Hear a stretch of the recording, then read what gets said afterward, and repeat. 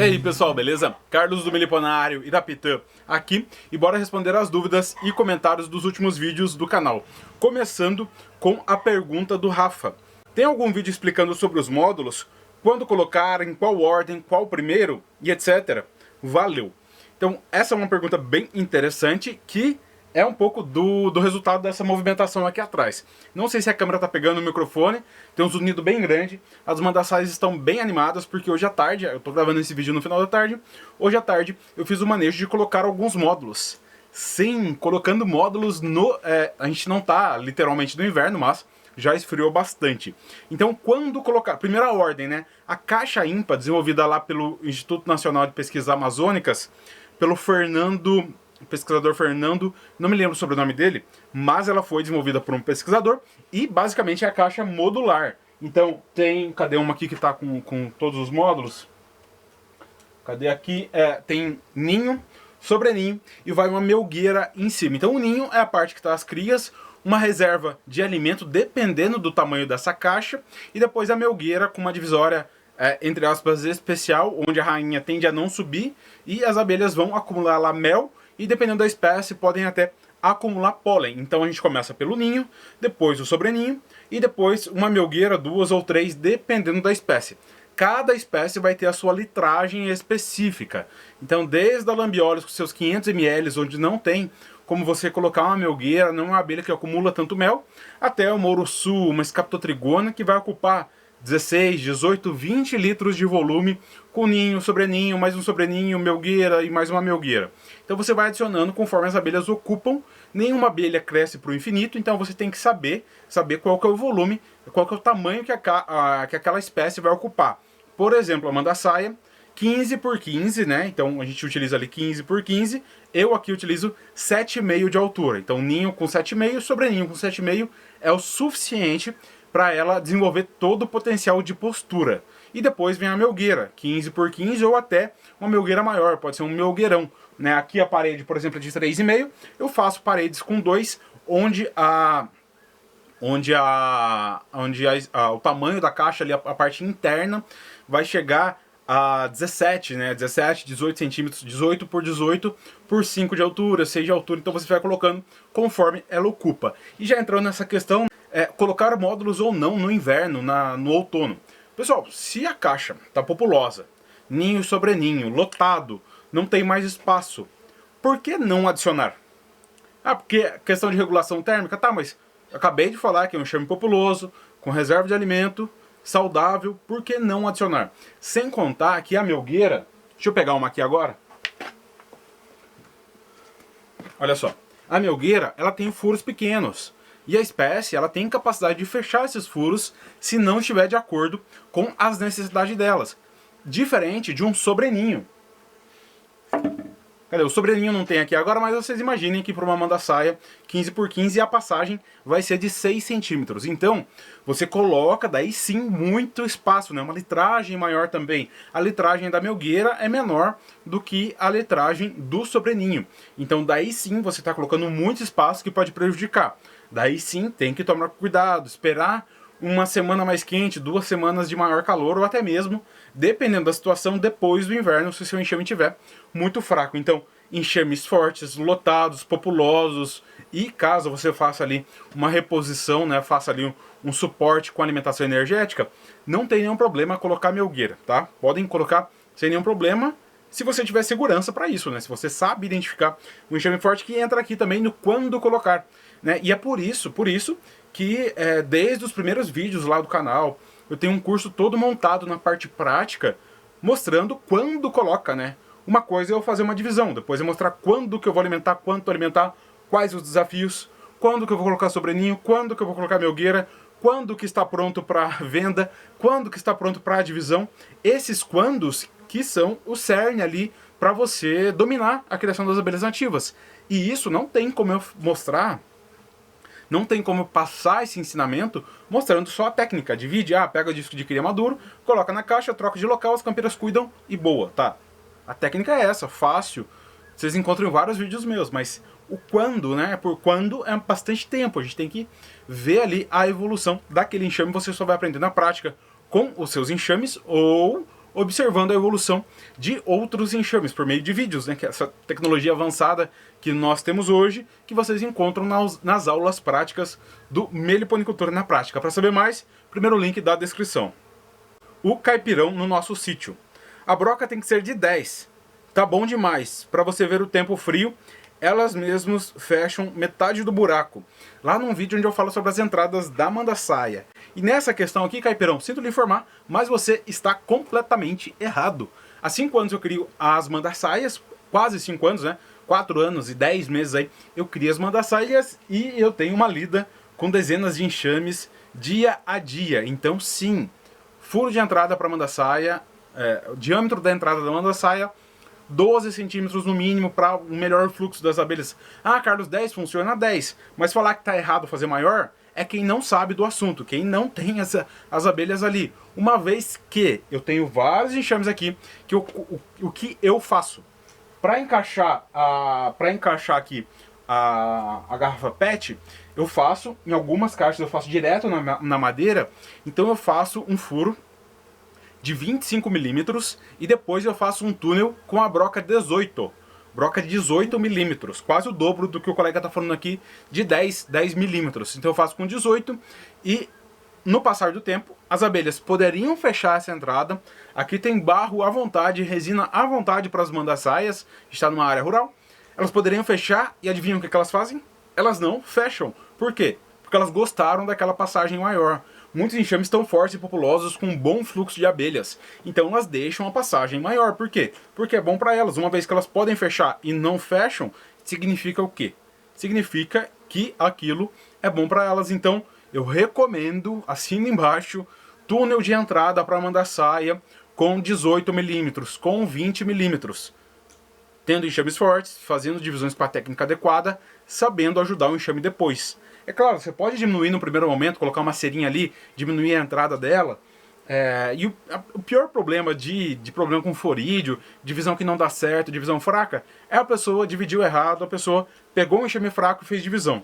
A chance de sucesso realmente é muito baixa. E se você tem um enxame fraco e vai mudar ele de caixa, daí sim você vai manejar melhor essa questão da passagem. Mas no geral, manejo de rotina, 18 milímetros o túnel de entrada, eu faço túnel pela madeira, né? Então você pega uma tábua de 2 centímetros, já dá para você fazer um túnel de 18 ali, já ajuda bastante na movimentação das abelhas. Se for necessário, elas diminuem, mas a questão é que elas não diminuem. Então essa passagem está muito boa.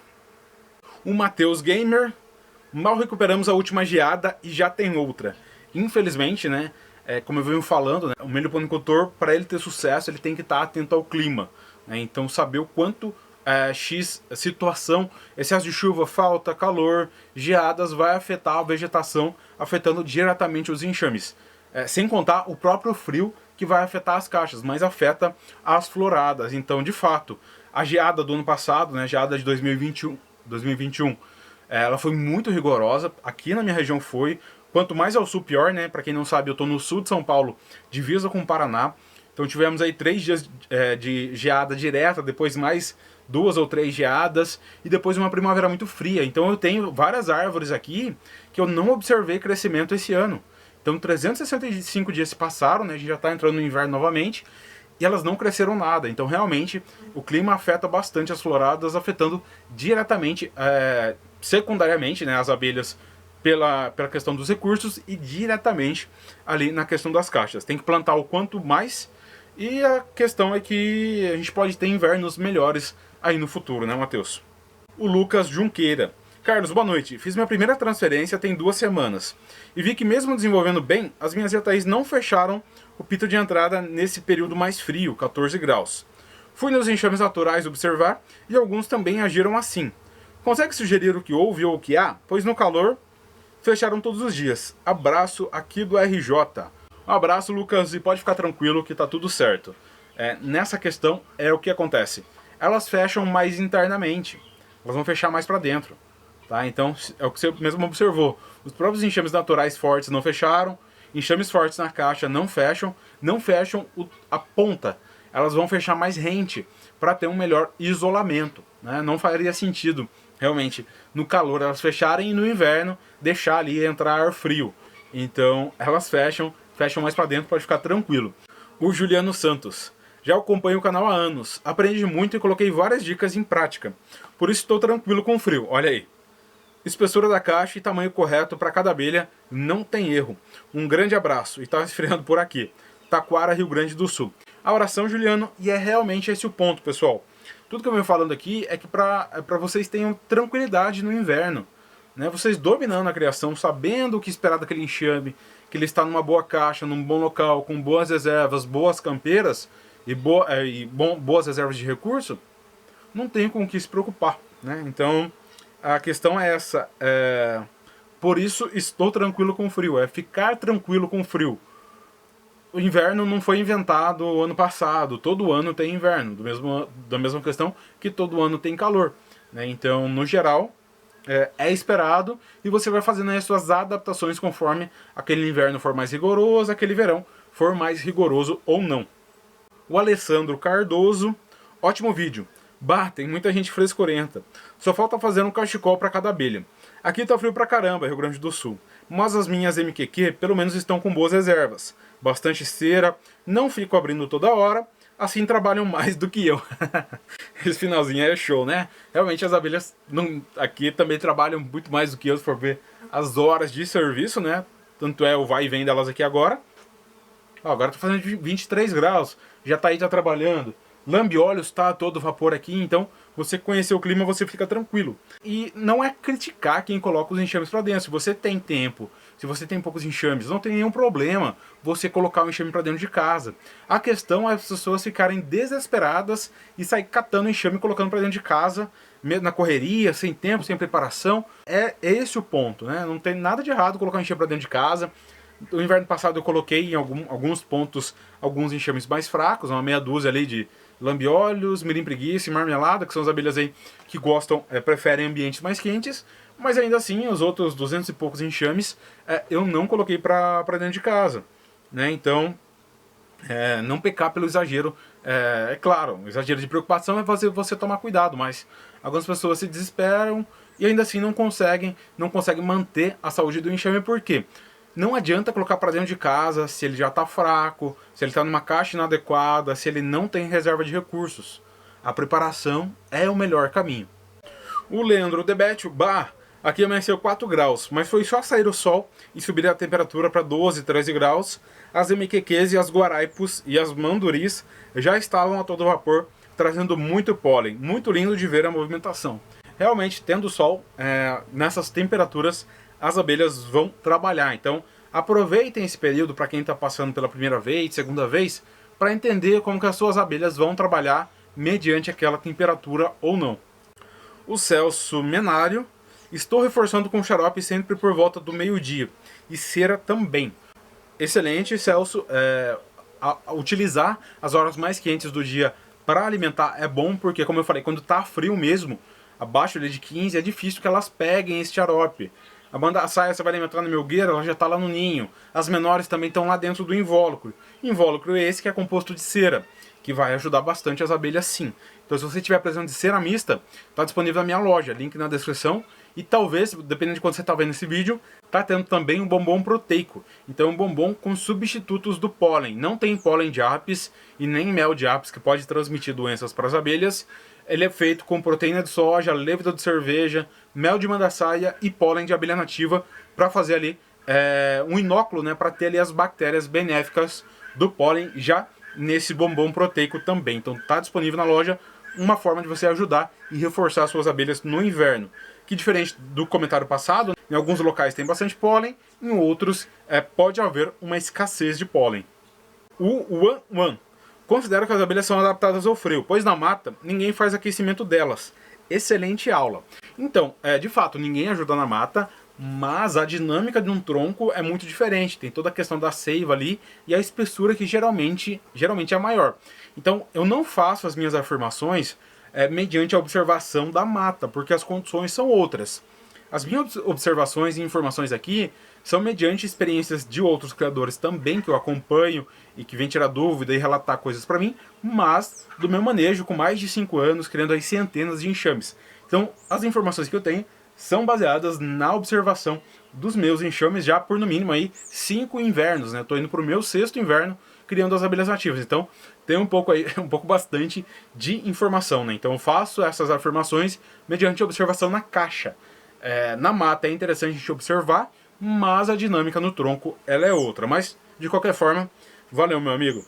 E o relato do Diego Peixoto, do Meliponário das Artes.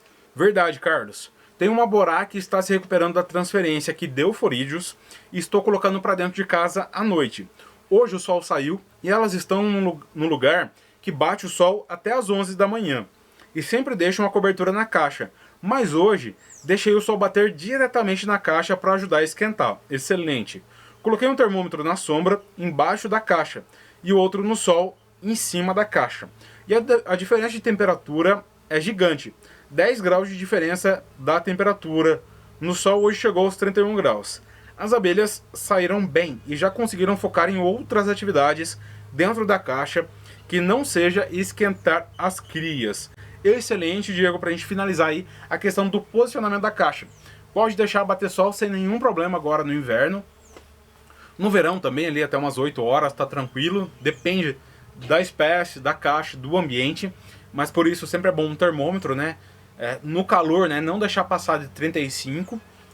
Se tiver sol, né? Tirar essa abelha no sol.